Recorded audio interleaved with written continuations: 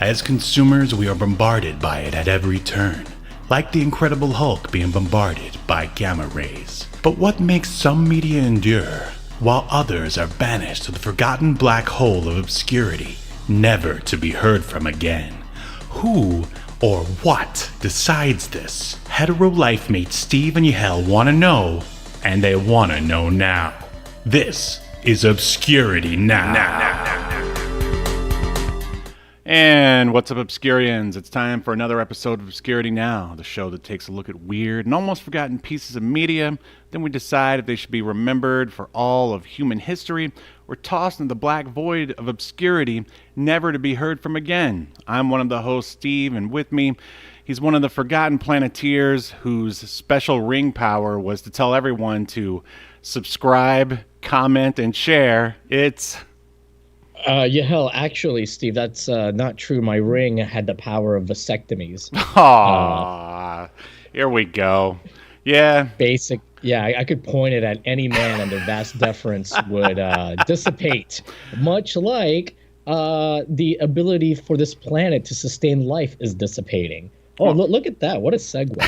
Oh, you sound like one of those eugenicist millionaires who's like, oh, the Earth is overpopulated. We need to do something about that. It's like, well, did you want to start off by killing yourself? No, not me. I meant other people, poor people. No Gaia, no Captain Planet. More people on the Planeteer level, if you get what I'm saying. Wow, so... what? Oh, God. So, hey, you started it. Hey. All right. So, wow, Captain Planet. Why are we talking about Captain Planet in 2023? This was a Yahel pick, everyone. I want everyone to know that. Yeah, well, I think this is I don't know. I feel like everyone I grew up with watched this show and has fond memories of it. I will say it was a bit of a bittersweet watch, is how I would describe this episode. What was your... I assume you watched it as well growing up. Of course. I think in early 90s, we moved to an area that actually had the ability to get cable because we lived out in the middle of nowhere and had this wacky satellite that I didn't really know how to operate back then. And so, yeah, the early 90s was filled with WCW Saturday Night and Captain Planet. I thought you were just a big Billionaire Ted fan. I mean, in those early days, I didn't know who he was, but now, obviously. You love billionaires, I know. He's one of those eugenicists I was talking about earlier. I'll give Ted Turner, I will give him some credit for creating this idea for the show, and he was a pretty well-known conservationist. He's a billionaire, so I'm sure he was an asshole. Well, that's a little, that's almost racist to say. How many billionaires have you met? They can't all be assholes, can they? I'm sure they're all assholes. You don't get to make that much money. There comes a point where you're not making money, you're taking it. These are some harsh, possibly truths here, I guess, how you want to look at it. Want to defend billionaires? I'm not defending it. I'm just saying you're making some very broad statements here that can't exactly be proven or not proven. And I think it's funny, though. I don't think these are... Come on, Steve. I will say I think it's funny that, all right, so you make a shitload of money, and then you're either... super conservationist like Billionaire Ted, or you're, super far right like I don't know, like you're Donald Musk. Trump or whoever. Well, is he even anything? Like, yeah, no, he's like a full-on super right-wing weirdo. He might be even more right-wing than Trump at this point. I think he just does what's best for his company, but I don't know. Does he do what's best for his company? Well, have you seen these changes? Advertisers fleeing Twitter in droves. Well, we all know he bought Twitter so he could destroy it. At least wasn't he forced out of the board of Tesla also, forced out of the CEO position, if I'm not mistaken. He was forced out of PayPal. This dude's a moron. I guess he just Well, I don't know about moron, but I will say, all right, Maybe all of those billionaires are assholes, but there's one that always does the right thing, and that is Scrooge McDuck. Yes, of course. Yes. Like, of course, at the beginning of the episode, he seems like he's being, your typical greedy billionaire. But by the end, like, he's like saved the townspeople, like hired them to work for McDuck Industries, and then found the treasure. And that's how I like to believe that one billionaire Ted lives his life. Not really. But yeah. I realized that, I like what you did with the intro there, but I definitely wanted to throw in the whole subscribe thing, because we always forget to ask people, and I see other YouTubers who are like, oh, I started asking people to subscribe, and they actually did it. So I'm just hoping that we get some of that magic thrown our way. Man, the power, Steve, that your voice, power of suggestion that you hold. Maybe that's your secret ring. The power to make you do things against your will. Oh, man. In some places, that's a crime. Here, it's a call to action to subscribe. Well, back in the 40s, it was a superhero power that was coveted by the Shadow, my good man. And he was like... Oh, I didn't know where this was going when you said back in the 40s. I'm like, oh, God. And hey, there's another billionaire, Bruce Wayne, billionaire. I mean, these guys were out there fighting crime, getting down there in the gutter, mixing it up with, I mean, Bruce Wayne is a murderer, though. Also. Not compared to like the Wolverine or the Punisher. The Bruce Wayne is those guys are they're all murderers. Yeah, Batman does not kill. He just puts people in prison, then they get right back out on the street. Or he puts them in. I mean, I've seen him throw people out windows and things like that where they could not possibly survive. Well, they get injured, and then they can't commit crime anymore. Well, yes, when you're paralyzed from the neck down, courtesy of Bruce Wayne, you will welcome the sweet escape of death. Boy, you must be really looking forward to Blue Beetle then. I didn't even know that was coming out until the other day. So I bet you're excited. I mean, I don't really care about Blue Beetle, but the controversy, or it's more of a non-controversy, is like when they had the trailer.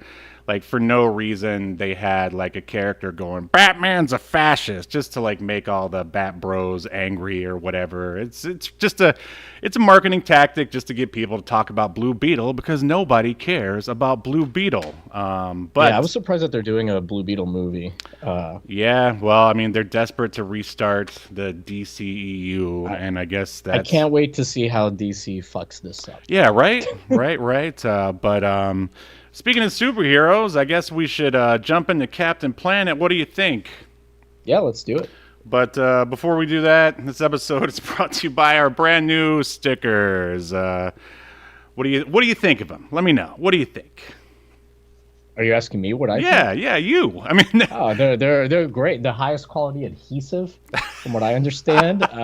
It's adamantium grade adhesive. Yeah, great, Steve. The episode about helping the planet out. We have paper that we printed. Hey, at least paper is biodegradable. Plus, these are made from recycled. Is the adhesive though? What's with you and adhesive? All right, you know what? I don't know, Steve. I just want to know if Ted Turner is going to be okay. I wonder if he even cares anymore. But we'll talk about him in a minute. Isn't he dead? No. I mean, not according to the research that I mean, it didn't say anything about. He sits on some environmental board, or we'll get into it. Are you ready to jump into Captain Planet? Yeah. Let's jump into it. All right.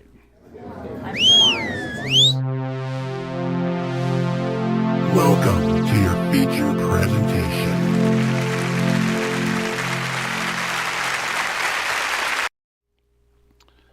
Alrighty, so Captain Planet ran from 1990 to 1996, 6 season, 113 episodes in total, and we are watching the pilot episode, which has been titled A Hero for Earth, and it premiered September 15th, 1990. And before we spoil the entire episode for you, you can watch the entire episode on archive.org. I don't know if you've noticed, but Google likes to suppress archive.org. It doesn't like it for some reason. So you'll have to try to find it other ways.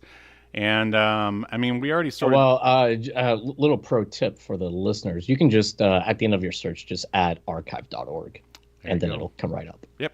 All right.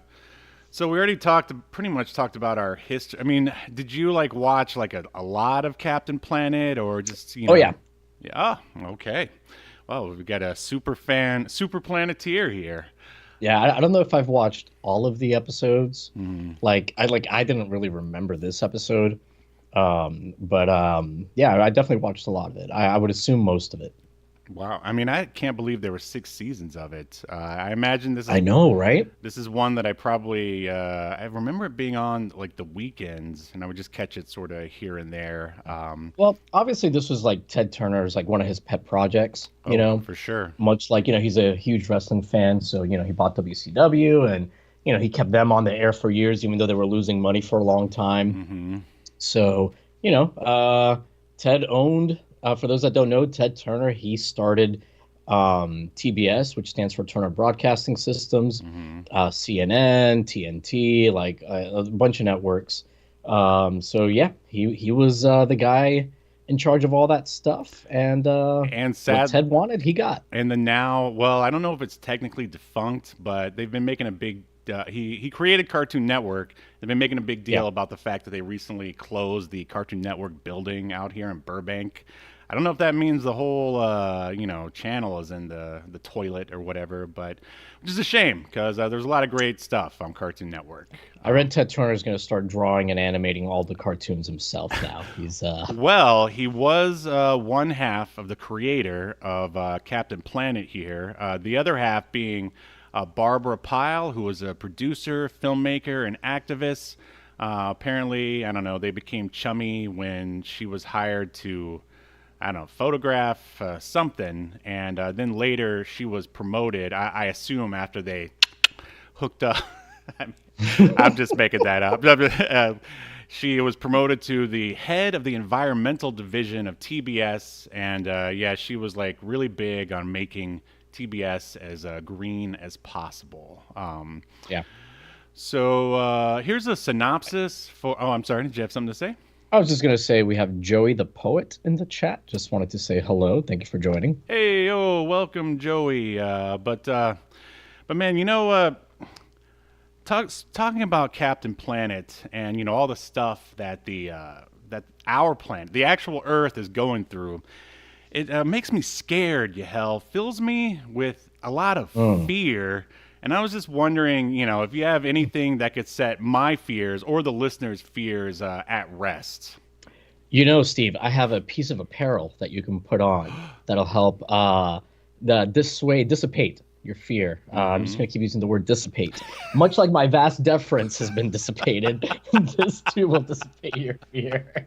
I think Wheeler would have the ability to fry a man's, whatever. You don't need a special ring for it. But are you talking about the No Fear shirt of the week? I am indeed, Steve. I brought one here. Wow. Now that's more powerful than any of the Planeteer powers combined. So use your magic telepathy and force my finger, and here it comes. All right, ladies and gentlemen, without any further ado, it's the No Fear shirt of the week. If it has wheels or a skirt, you can't afford it. No fear. Racing. What is this shirt, Steve? I have no idea. I woke up to it. I mean, I was glad that the No Fear shirt of the week was back, and then I looked at it and I was like, huh? Me too. It's like, what? At first I was like, is this misogynist? And I mean, I guess it could be considered that because they've got a weird sort of it's like the mud flap outline of like a dancer or an attractive woman here as the eye for the skirt. And like, okay, so they're saying you can't afford a car or a woman because you're not man enough or because you don't have enough money? I don't know. And it's so weird. So is the person, obviously a dude would be wearing this. Only a man would be stupid enough to buy this shirt. But so is the guy wearing this, like, is he saying that like the person reading it, I guess, can't afford it. He can, I guess. Right. He can afford a prostitute. Or a dancer from Tampa. Yeah, or like a car. Like, it's so weird. And I guess like No Fear had like these racing shirts, but I mean, this is so stupid. But like, isn't that what sort of No Fear has evolved into, or is that? Or maybe I'm thinking of the energy drink. Like, I don't know. But yeah, this was super confusing. Still is. Anyone in the live chat, if you've got a take on this shirt, let us know. Or if you're not in the live chat, just let us know in the comments. Because are you unable to afford wheels or a skirt? I don't know. I honestly like this one. Usually I try to find ones that are like funny, because of how ridiculous it is. This one's just more like confusing. Well, it's funny because it's confusing. I'll definitely say that. Clearly they were running out of ideas for shirts. They just like had like a word like randomizer on their like 90s Windows laptop, and this is what they came up with. Yeah, this feels like Chat GPT wrote this shirt.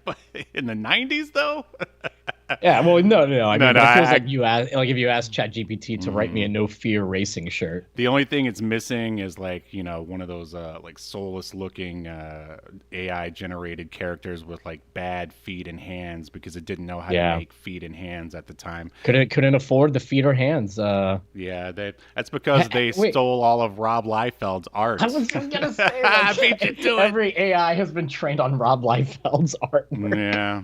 Well, it's they can actually do it now, but yeah, for a while there, God, the hands and feet were pretty awful. But yeah, hands have gotten better. But anyways, all right, that is the No Fear shirt of the week. We are not sponsored by them, but someday, wouldn't that be awesome? They make us our own Obscurity Now No Fear shirts. If this is the work that they're gonna bring to us, no, it would not be awesome, Steve. I mean, I would just be happy that we had a sponsor at that point. Yeah, that's true. I mean, it's true.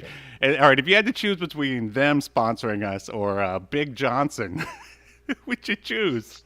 Oh, Jesus Christ. I don't know, man. That's I guess No Fear. Yeah.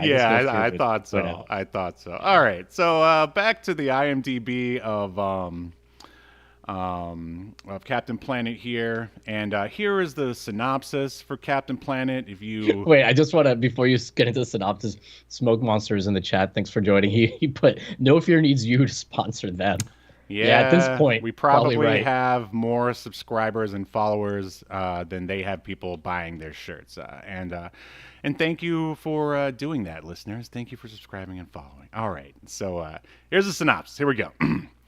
A quintet of teenagers work together to encourage environmentally responsible behavior and can summon a superhero to deal with ecological disasters.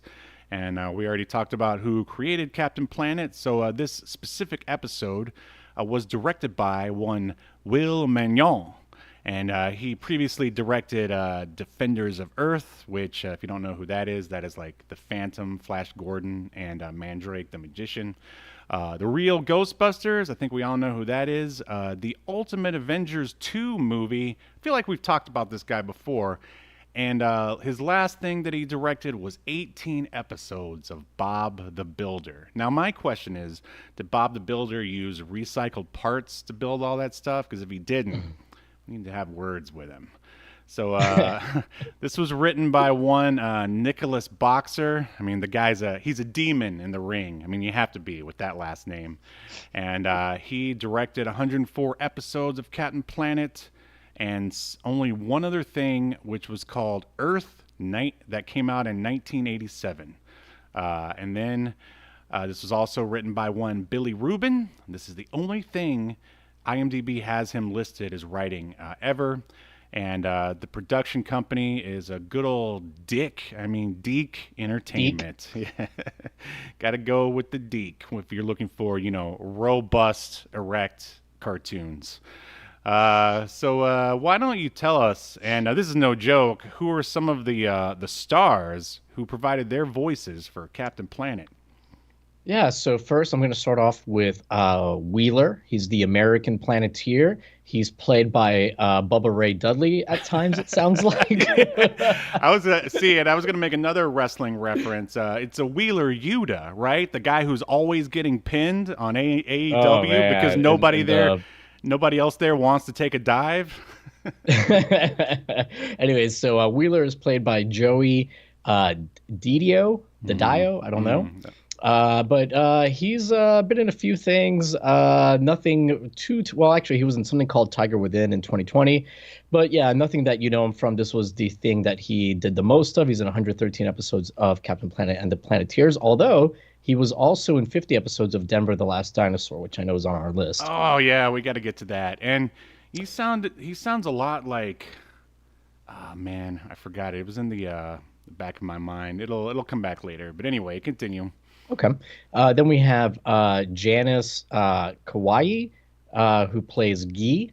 I believe she's the Asian Planeteer. Been in a bunch of stuff, has 120 credits, a lot of video game stuff and voiceover stuff. Smoke Monster, there are indeed Star Trek connections. That's why I'm starting with like these minor actors and saving them all for last. Oh yes, because everyone on Star Trek deserves to be held up high and worshipped as gods. These losers that weren't good enough to make it on Trek, baby.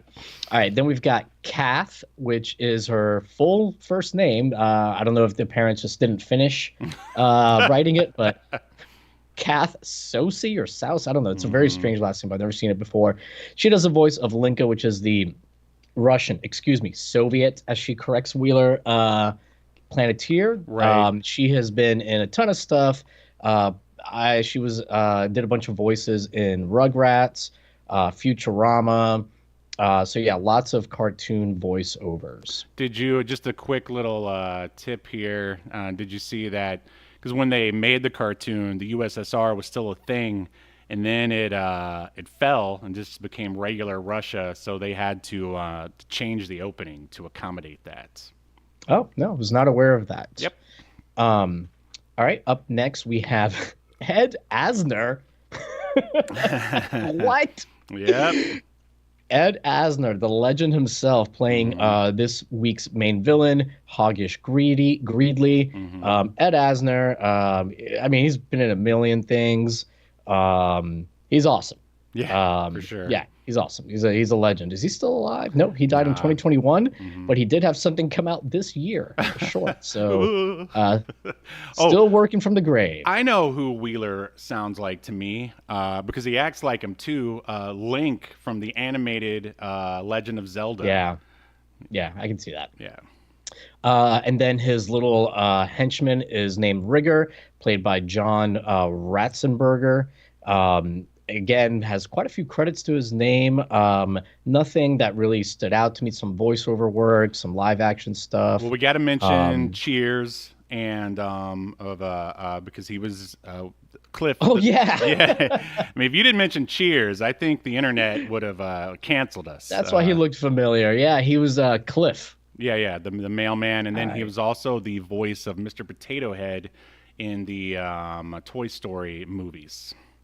Yeah, I'm not a fan of Cheers, personally. Yeah, I mean, my parents watched it. I guess I was just too young to get it.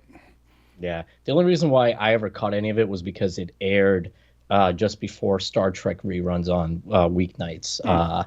And speaking of Star Trek, let's go through the many Star Trek actors here. There's not that many, but first up we have the animation voiceover legend Frank Welker, who's been in like an episode of Star Trek Voyager. He's like in Star Trek 3 as the voice of Spock screaming. Yeah, he's also he's basically like the third host of Obscurity Now because he's always on. Yeah, he's been in a bunch of other Star Trek video games and in anything animated ever created. Right. Dude, every time he comes up on the podcast, his like number of credits goes up. He's up to 886. Oh wow. Credits now. Man, he's gonna have to have his own bumper here soon. Yeah. All right. Up next, and Frank Welker, I should say, who he does the voice of Suchi. I don't know who that was, but it's uncredited. Then we have Scott Melville. Scott Melville plays the voice of everyone's favorite 90s femboy, Mati. Well done, sir. Well done. Put a little makeup on Mati and a skirt. You've been hanging out at the castle too long, man. Too much. Also has a ton of credits. A lot of voiceover work in cartoons. In fact, mostly that. A few live action things, but then we've got David. Oh yeah, I forgot to mention what Star Trek thing Scott was on. I'm not gonna go back and look. I already closed his information out, but he was on some Star Trek thing. I can't remember. Then we have David Coburn, who plays Captain Planet. He was in an episode of Star Trek TNG as Ensign Brower. Yeah, he's been in some other stuff too, but obviously the most important thing is Star Trek. And actually, he is in does a voice in Trek to Yomi, which is a video game I recently got for PlayStation, which is really, really cool game. It's all in black and white. It takes place like in feudal Japan, and I've been wanting to play that. Yeah, that looks awesome. It is awesome. I would definitely recommend keeping the Japanese voices on though, because for some reason they made the two main characters. If you turn it on English audio, they voiced them with like two British actors, it's so weird because like it's in Japan. There's a British. These two have British accents, but then every other character has an American accent.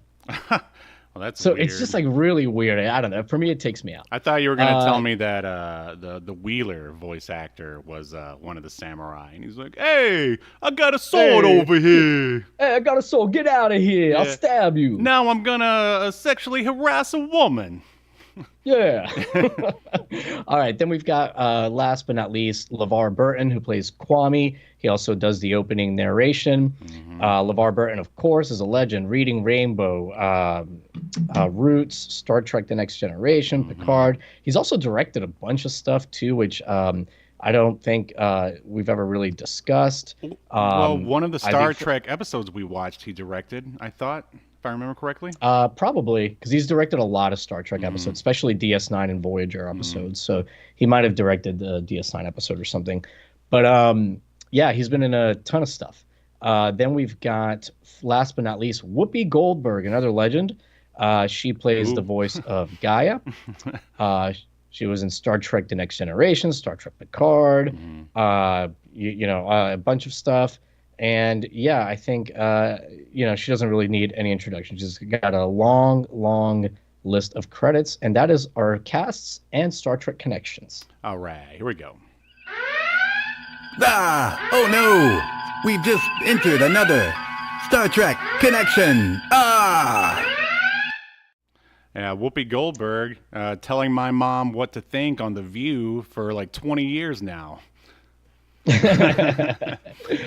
Smoke Monster, or excuse me, Chris Perry in the chat, he said that LeVar Burton is a national treasure, which he is indeed. Did I ever tell you about when LeVar Burton pushed me?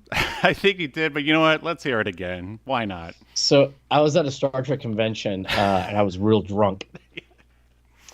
And I had bought like a picture op with LeVar, and this is like, I think like 2016. But anyway, so I go up there to do a picture, and he was super nice, but I was like real drunk, and I thought I held it together pretty well. And he's like, says a few pleasantries. We take the picture, and he goes, "There you go," and he like very lightly puts his hand on my back, but at that time it felt like God himself had shoved me, like Captain Planet had come down and pushed me as hard as possible, and I almost fell. Like I started to like trip and fell, and he's like, "Oh my God, I'm so sorry." And I'm like, "No, this is great." Oh, I pictured it so. I pictured it so much different. Like he was ready for you to go, so he called you a racial slur and just gave you the bum's rush. No, LeVar would never do that. He might throw a book at me or something and tell me to read it. Literally throw the book of law at you. Oh man, that would be an honor though to have a book thrown at you by LeVar Burton. Go read this, and he throws you the Bible right in your face. Hey, read this book. Oh, I don't know why he's turned into Bubba Ray Dudley, but right. All right, are you ready to go through the episode, Mr. Velazquez? Yeah, let's do it. I'm ready. All right, so we open with LeVar Burton telling us that Gaia, the spirit of the earth, can't hack it on her own anymore because we awesome humans are kicking her ass with our awesome pollution.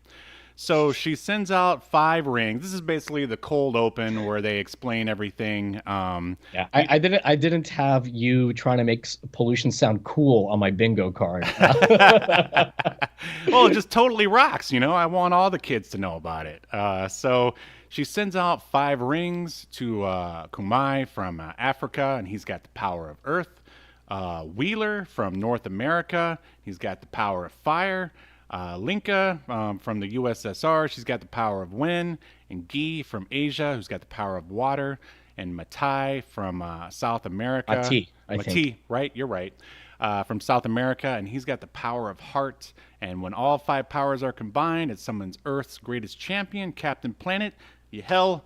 Which one of the rings do you think you would want the most, and which one do you think is the lamest? I mean, I always thought as a kid heart was pretty lame. Oh yeah, right there with you.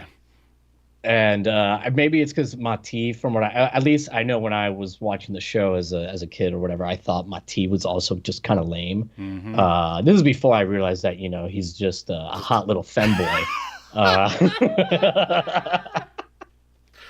Yeah, well, I mean, you know, you can't deny it. he's got that bussy, I believe is what it's called.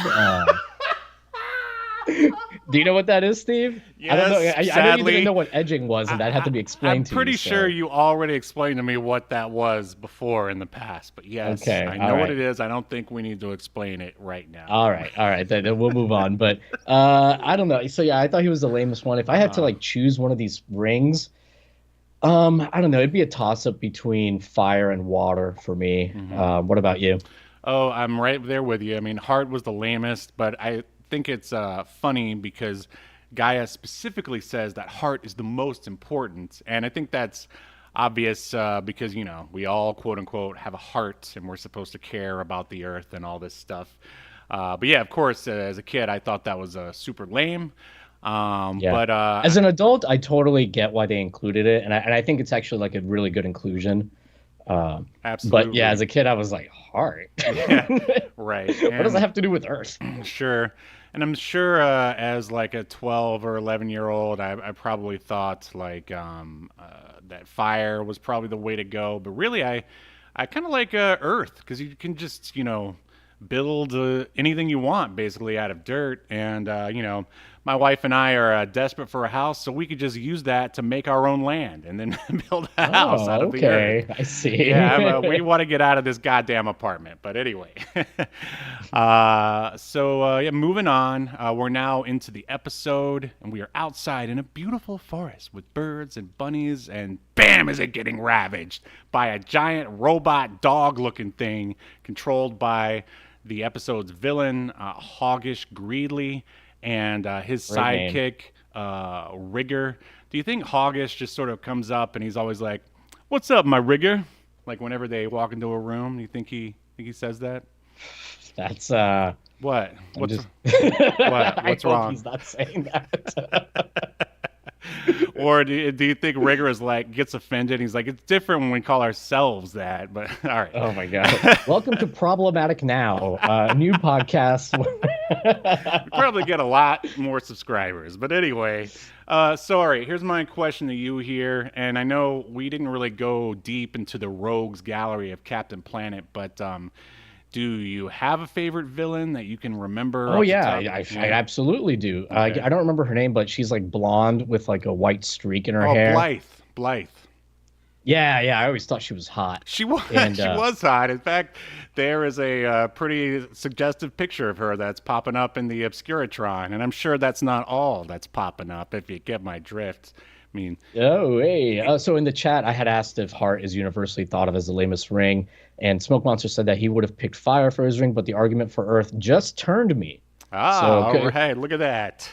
Look at that. My powers of manipulation continue. And Chris Perry said, I think he means Blythe for the win. He wrote Blight, but I think that there's an episode where like she turns good, like they like turn her, if I remember right. I saw a screen grab of that. Yeah. I believe that happens. Yeah. So I would say aside from her, I do like, and I don't know why this there was like a trend. I guess it's not really a trend. It's more of a there's the picture. Watch out, fellas. Ow! She's just inking paper, everyone. Okay, settle down. Yeah, I got something she can pollute.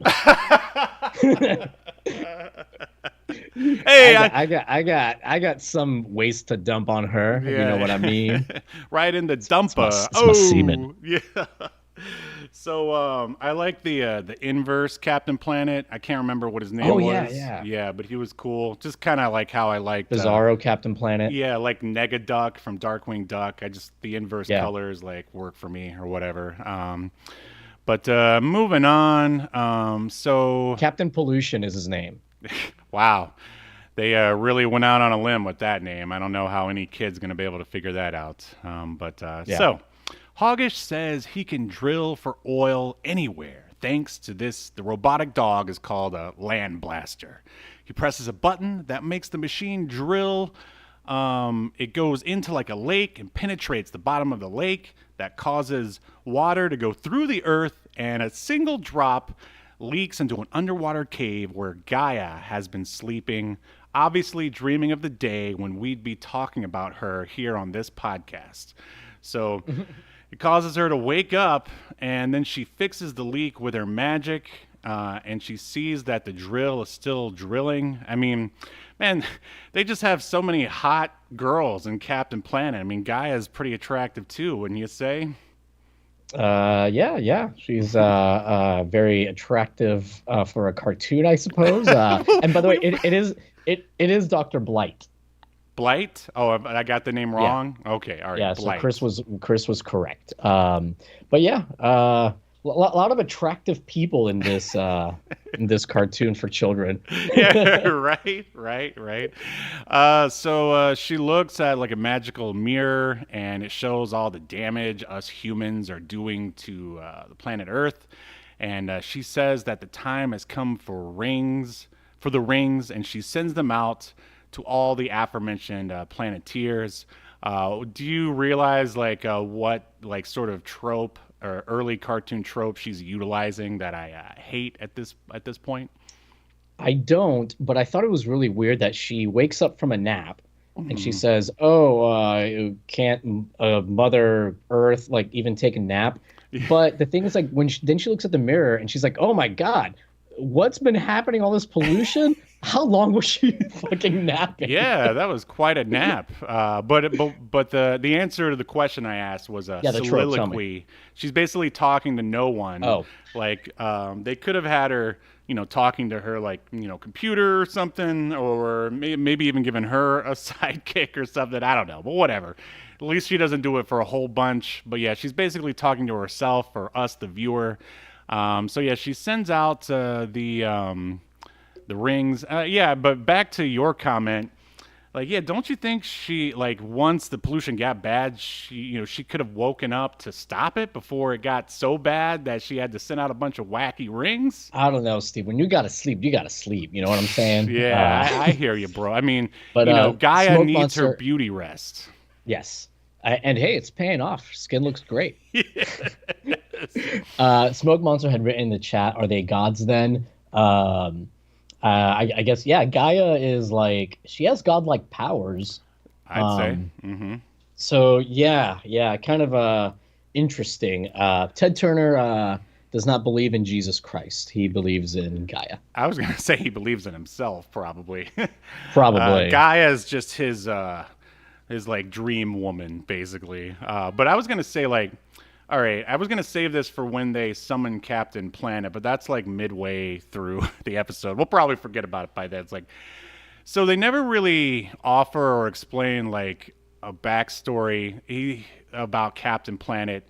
Do you think the guy who the powers, they come and form Captain Planet, do you think that's Gaia's ex-boyfriend or something? Where did he come? He modeled after? Yeah. He's handsome too, Captain Planet. Sure, of course. I mean, nothing is gonna make kids recycle attractive adults. Well, they made, with the exception of Dr. Blight, that little hottie, they make all the villains, from what I remember, pretty ugly looking. Right. No, yeah, for And all of the sure. heroes are, conventionally drawn as conventionally attractive. Especially that Um, femboy. I'm just saying. um, so Ted Turner, by the way, he describes himself as an agnostic, which Oh, is wow. atheism for cowards. Ah. Basically, that's what I like to call it. Hey, at least he admitted it. I mean, like most people just don't even say anything. But Yeah. so I will say, all right, as the rings are going out and going to all the Planeteers, it basically shows them doing something that's sort of related to their power and kind of who they are. So some basic sort of characterization here, which you definitely want if you're doing like a group or whatever. I don't know. What do you except for I do think it's funny.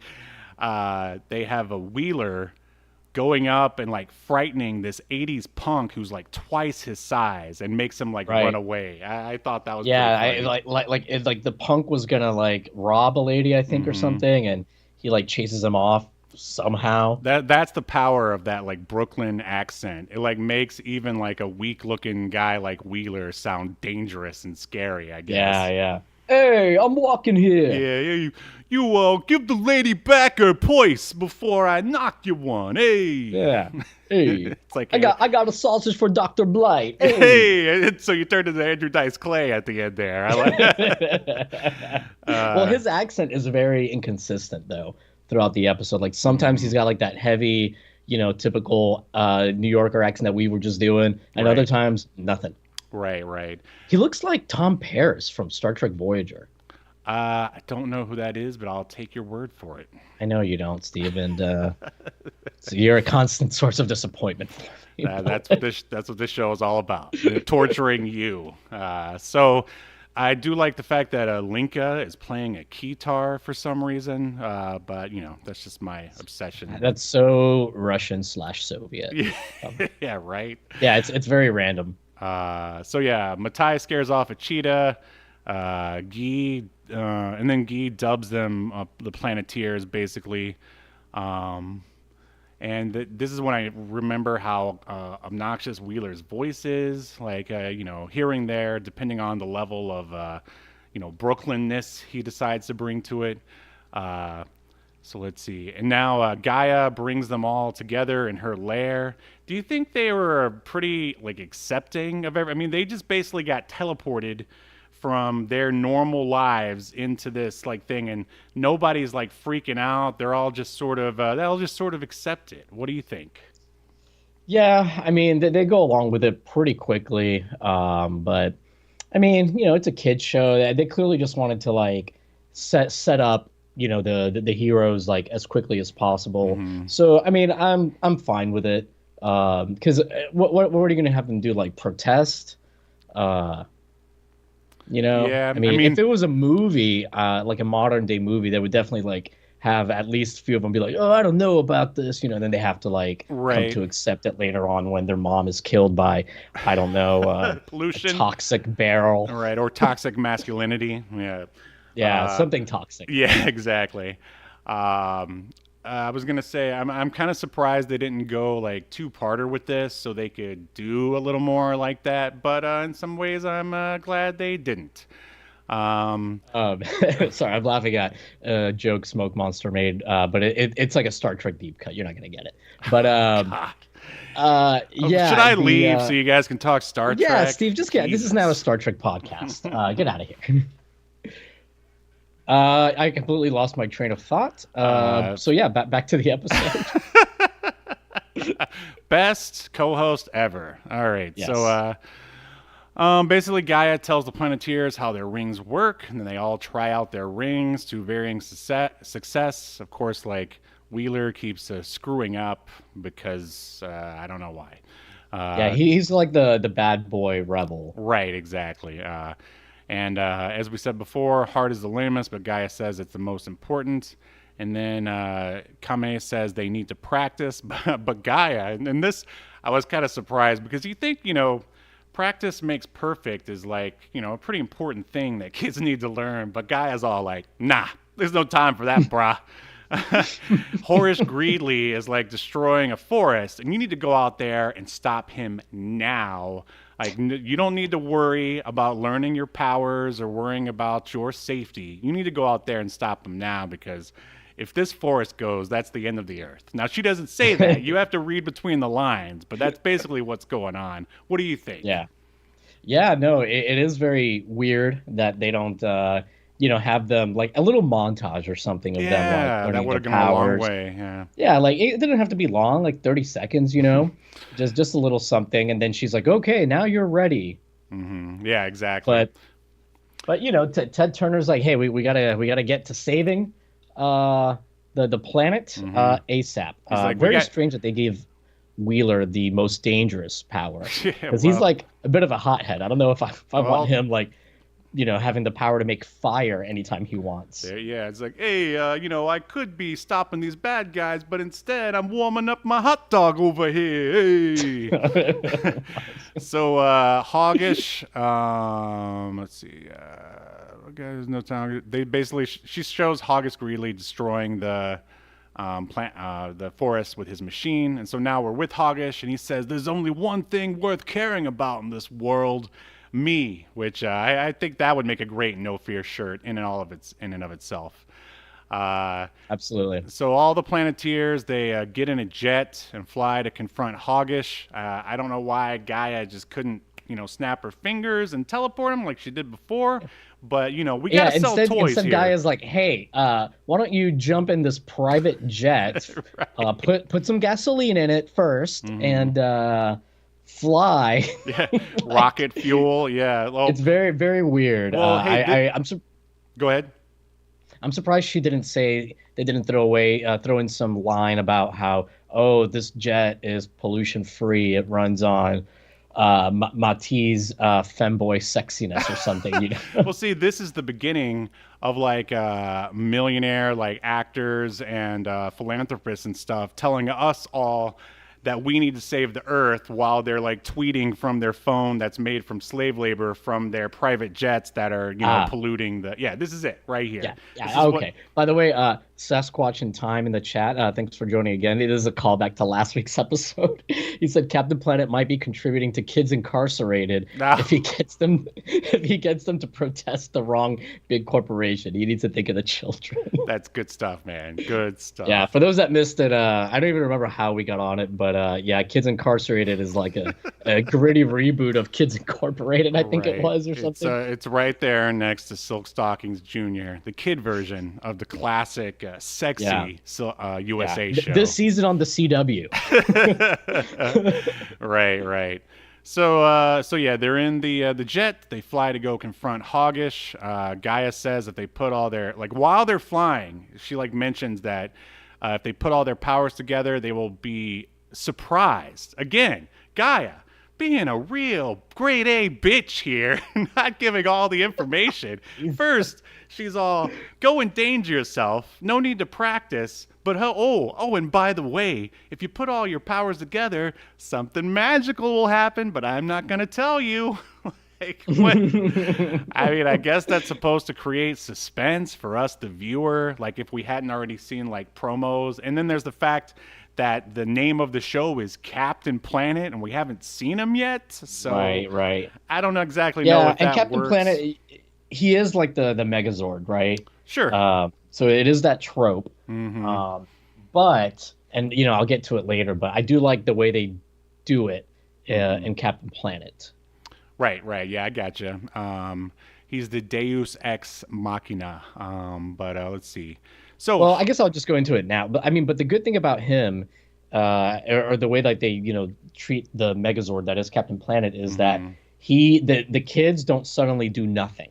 Right. In other shows, whether it's Voltron or whatever, once they make their big thing, that's the thing that solves the problem. Right. But on Captain Planet, Captain Planet's like, "Okay, I'm gonna go do this, but I still need you guys to do this other stuff." Yes, I also great. appreciate that, and I love it that even after the bad guy is defeated, their work still is not done. But we'll get to that in a minute. Yeah.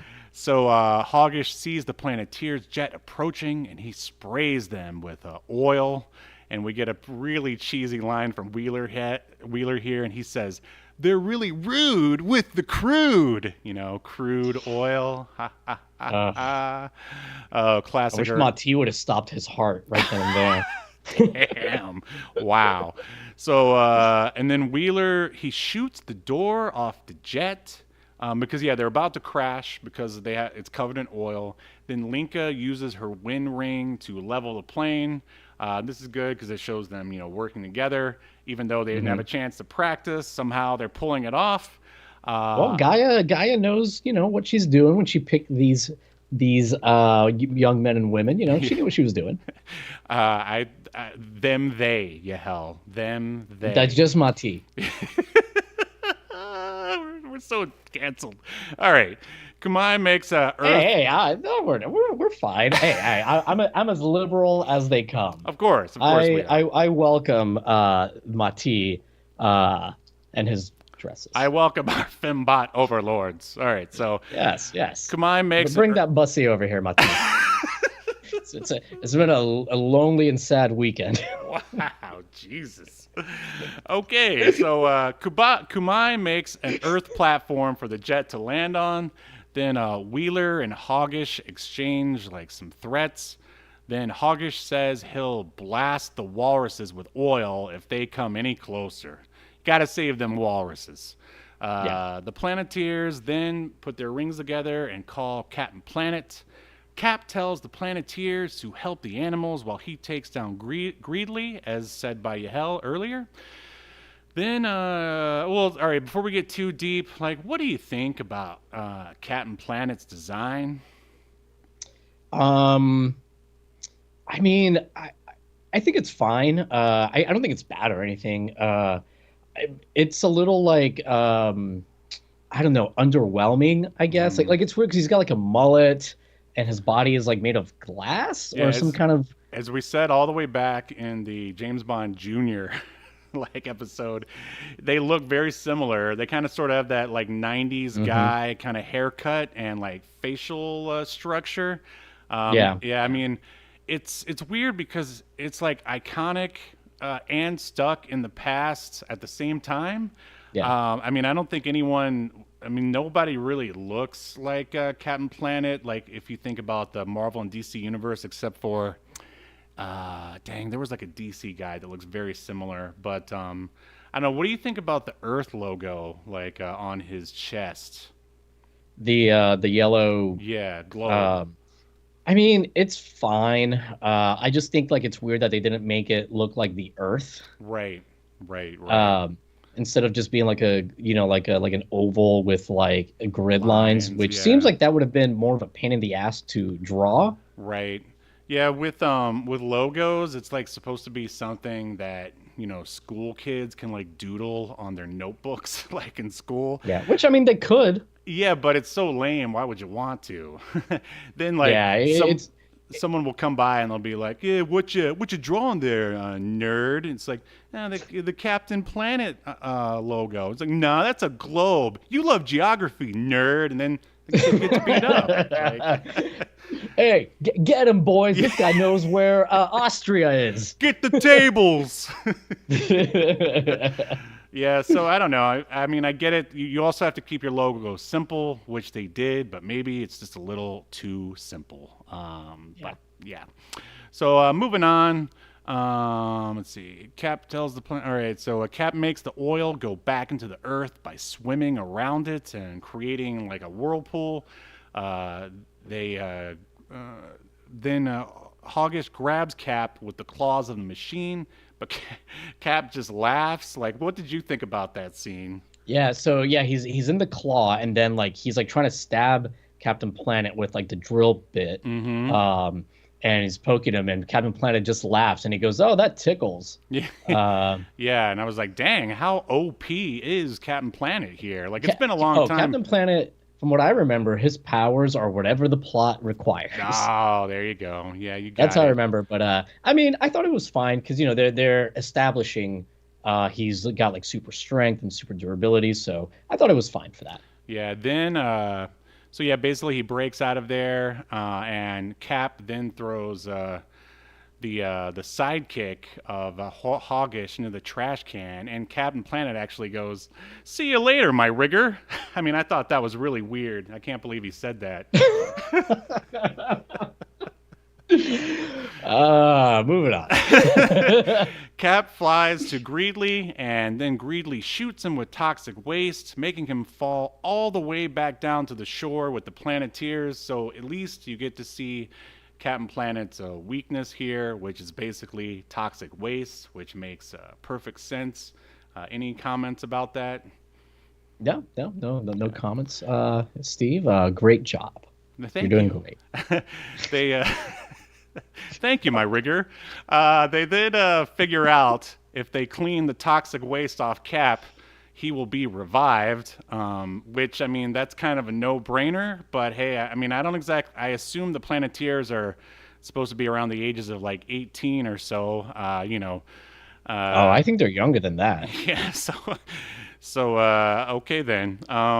So they get some water, and then he's back to full power, just like that. Cap punches the legs of the land smasher / robo dog, whatever you want to call it, causing it to fall over. But then this definitely made me roll my eyes, because it's like my least favorite trope of 90s cartoons is Hoggish Greedley's like standing there, like watching Captain Planet destroy or maybe it's the aftermath of the robot dog. He's like in a tunnel or something, and he's just like, "I'll be back, Captain Planet," and he just goes away.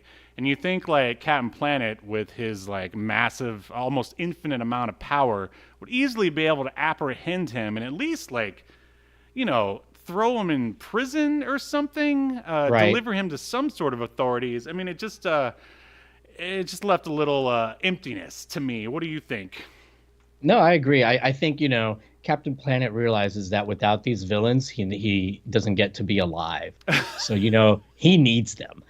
And that brings up an interesting question here. So, I mean, I don't think I've seen the last episode of Captain Planet, but let's assume that, they cleaned up the entire Earth. Like, does Captain Planet get to be a regular citizen at that point? Or what do you think? Will he and Gaia get back together? I assume he just goes back to being Gaia's like love slave or something. Oh, there you go. All right, that sounds about right. That's what billionaire Ted would want. He's he's probably like a free use slave of hers. I don't know if you're familiar with that phrase. Why don't you enlighten me? Oh, so if you're in a relationship and somebody in the relationship is a free use, I think that's a phrase for it. Maybe I missed. Maybe some perverts in the chats can correct me. But basically, it means that they've pre-consented to let you have your way with them at any time. Mm-hmm. Wow. Where do you? All right, I already know where you learn all this stuff, so I'm not even going to ask. Well, I'm just educated, man. I'm just an educated man, Steve. Okay, whatever you say, buddy. I like how this episode in particular has turned into you and I making each other uncomfortable. Yes, I do like that a lot. That's the Captain Planet way, I think, or maybe the Ted Turner way. Who knows? So Cap says his work is done, but the Planeteers' work is just beginning. After all that hard work, do the Planeteers get to like hang out and have some like chili dogs and Yo-Jo Cola? It's a callback to G.I. Joe comics, if anyone ever reads those. No, they have to clean off all the waste off all the animals. And then Wheeler complains, and then Linka says that some rewards are greater than money, which... I'm sorry, is that your Russian accent, Steve? I mean, I can do better than that, but that's what it is. That's my Linka for right now. Okay, I mean, I can't do a Russian accent, so I mean, I have no room to talk. Right, so, and that is the end of the episode. So yeah, I mean, basically they really want you to go out and clean up the Earth. Did you get that? Were you able to get that message? I think I got it. I will say I do like at the end though, when Wheeler is complaining about them having to clean the animals. He's like, "Oh, I don't get why we're doing this," and she says, what you said, that she said about some rewards are better than money or whatever, because he says we're not even getting paid. But she also says, we're doing it because we care. Mm-hmm. And I think that's a great message for kids that, like, that you don't need to, be rewarded for doing something good. So I think that's a great message It for is a great for the kids. message. It is a great message. But we're not done yet. So Cap tells us he wants us to join the Planeteers in saving our planet. And then basically the Captain Planet theme plays, which I mean I think is probably the best and most memorable aspect of Captain Planet because like It's an awesome theme. yeah, and it's still stuck in my head these days. And it's composed by one Tom Worrell, and he previously did music for The Fall Guy. I don't know if you ever watched that show. It's like an '80s show about a stuntman or whatever. The all new Dennis the Menace and Tom and Jerry Kids. So I would say, well, I mean, I'm sure he got paid well for all that other stuff, but yeah, I mean, I think Captain Planet is probably his most memorable work. Yeah, yeah. The theme song's great. It's real catchy. It's been stuck in my head uh, ever since. I forgot that the song has like a rap verse in the middle of it. Yeah, it's like it's at the end where they go, "We're the Planeteers. You can be one too, because saving our planet is the thing to do." Because every '90s cartoon theme had to have it. Remember, even Wildcats has a rap in it. Yeah, it's like Ace of Base levels of like rapping though. It's not very good. Without the Nazism, the blatant Nazism. Oh, really? Are they like? Oh, you didn't know about that? Yeah, that was like a big controversy with them. Is that they found out that some of the members either like their parents were involved or they something to do with yeah, with racism for sure. Oh my God! Well, I see. I see. Now I've got some reading to do after the podcast. Because what could the sign be, Yahel, that they're always seeing? What could? I mean, I don't know if that's what it actually is, but what could it be? It's No, certainly that's definitely what it is. I'm good. If it's not in their Wikipedia, I'm gonna edit it in there. it's certainly not the yellow icon of Captain Planet's globe. That the sign Definitely not. is. My sister loved Ace of Base. I'm going to text her after this. I didn't know you were a Nazi sympathizer. Yes, I'm sure your Hispanic sister will appreciate that. Yes, yes. So, are we ready to render our verdict? Yeah, yeah. Let's do it. All right, here we go. Remembered or obliterated? That is the question. All right, Planeteer, Yahel Velazquez. Do you think Captain Planet should be remembered for all of human history, or tossed into the landfill with all the other like terrible '90s cartoons, like Bruno the Kid and James Bond Jr.? Oh, geez. No, I say keep it. I think it's a really good show. Great messages for kids. Not even just about the planet, but just about working together. Yeah, I think there's a lot of good lessons here. Actually, this reminded me of Star Trek in a lot of ways. Of course. Because there's a certain, I mean, not just because of the actors in it, but there's a certain level of like optimism that the heroes have. They're working together. It's a very diverse cast. It's very Star Trek like. But yeah, I thought it was really, really good. It flew by.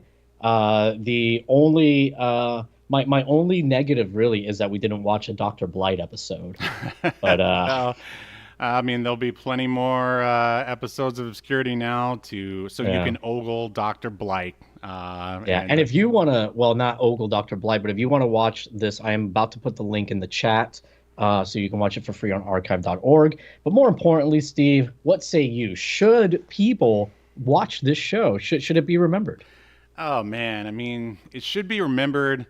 I mean, it's pretty cheesy. And I remember even thinking that it was cheesy even back then. Yeah, I agree. It is cheesy, for sure. And it almost borders on on levels of like propaganda. And it's funny to see the way like things have shifted because like, in the 80s, obviously you could say that, G.I. Joe is a, military propaganda cartoon. And here this one is basically a, green propaganda cartoon. But yeah, you're right. It moves fast. Like there's a decent enough amount of characterization for the Planeteers, so you at least get a vague idea of who they are. There's definitely some cheesy lines. I mean, I mean, I can't imagine like a kid watching this in current year and enjoying it. They'd probably just roll their eyes. But the power of nostalgia compels me to that Captain Planet will be remembered. I would say that it probably needs a remake. But I doubt that is ever going to happen. But yes, for all those reasons and many more, Captain Planet shall be remembered. In accordance to Obscurity Now, the most important streaming YouTube podcast in all of the internet, you shall be remembered. Yes. Good show. Good show.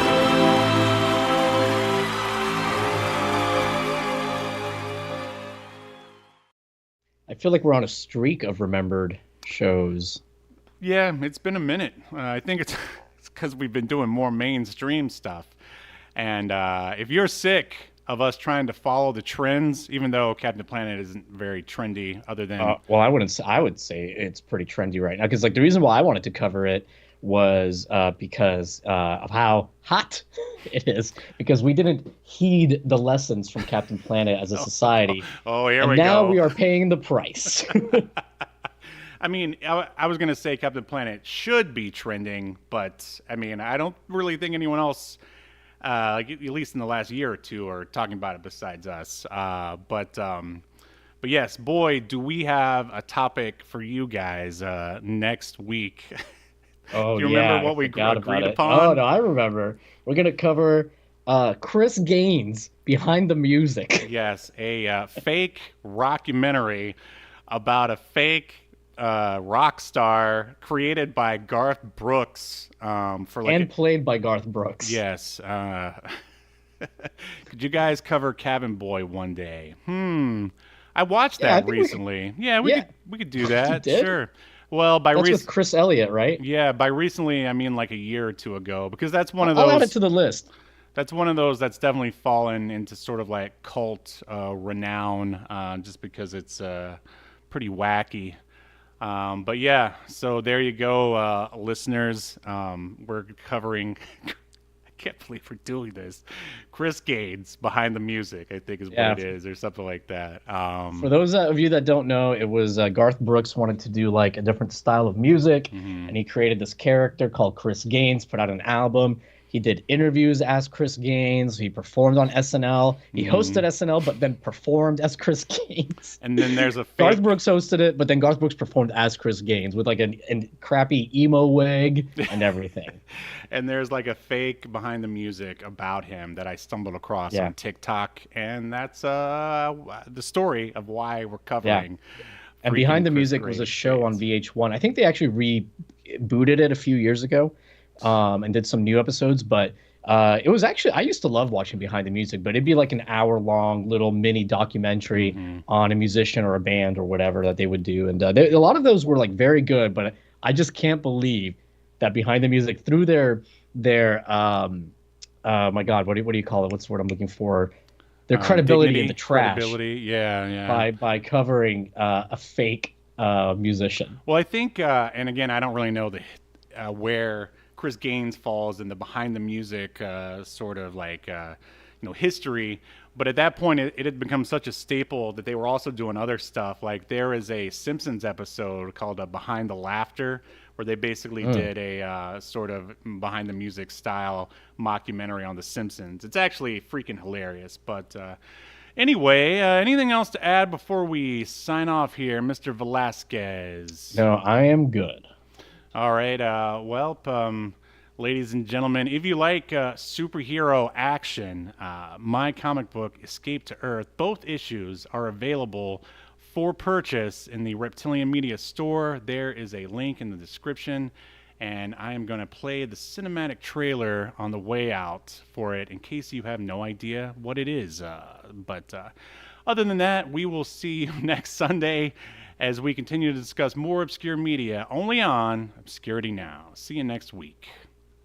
I'm having a weird day. The name's Adam. Where I'm from, I'm known as the Zero Thief. Depending on who you ask, some might say I'm the best thief. But believe it or not, even the best screws up every once in a while, and that's what I did, and I had to make a fast getaway. I ended up crash landing on this bizarre planet. Turns out, I didn't get away fast enough.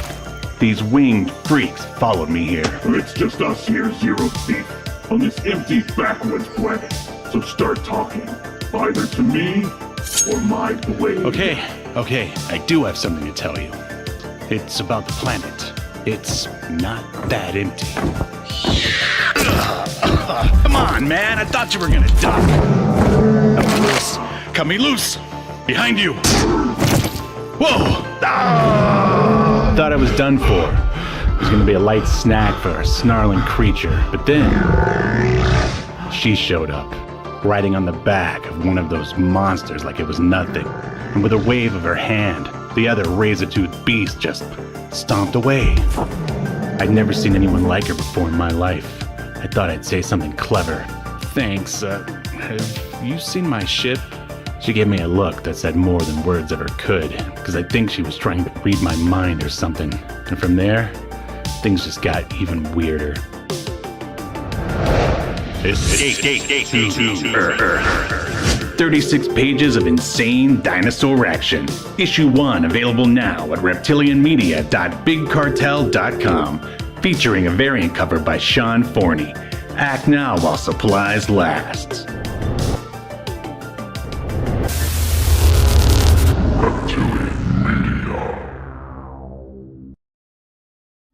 You've been enjoying Obscurity Now, a podcast that's recorded live to tape and streamed to Twitch and YouTube. Subscribe so you never miss an episode or hilarious quip. Take us with you by following the download links provided in the show notes to wherever you get podcasts. And take notice of our various social media links. If that's what you're into, I'm not here to judge. And make sure you join us live next week at 6 p.m. Eastern, 3 p.m. Pacific as we continue to discuss more obscure media only on Obscurity Now.